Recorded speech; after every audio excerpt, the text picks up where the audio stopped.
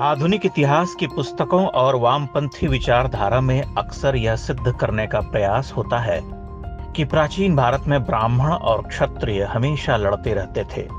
तस्वीर कुछ इस तरह से बनाई जाती है कि ब्राह्मण सदा सदा से षड्यंत्र करते आ रहे, किंतु सच क्या है?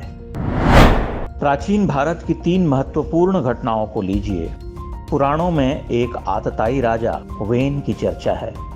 उसके अत्याचारों से व्यथित ऋषियों ने मिलकर उसका वध कर दिया। फिर क्या हुआ? क्या ब्राह्मण स्वयं गद्दी पर बैठ गए या अपने किसी चुनिंदा को प्रतिनिधि बना डाला?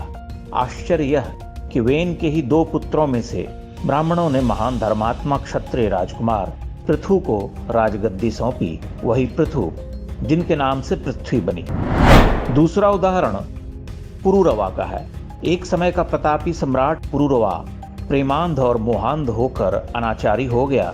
तब ऋषियों ने उसे सिंहासन से हटाकर उसके धर्मात्मा पुत्र आयु को राजगद्दी पर बिठाया।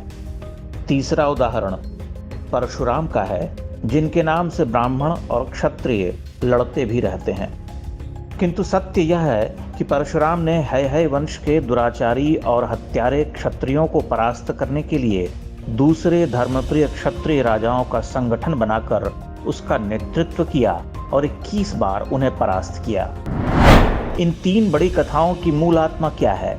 मूल आत्मा यह कि ब्राह्मणों ने केवल उन क्षत्रिय राजाओं के विरुद्ध मोर्चा खोला जो अधर्मी और अत्याचारी हो गए, और अंततः उन राजाओं के ही धर्मात्मा वंशजों को राजगद्दी पर बिठाया ताकि धर्म की व्यवस्था बनी रहे। इन कथाओं में ब्राह्मणवादी षड्यंत्र या क्षत्रिय द्रोह का कोण खोजने वाले और इन्हें दुष्प्रचारित कर समाज को बांटने वाले इतिहासकार कौन हैं और उनका उद्देश्य क्या रहा होगा? क्या यह समझना बहुत मुश्किल है?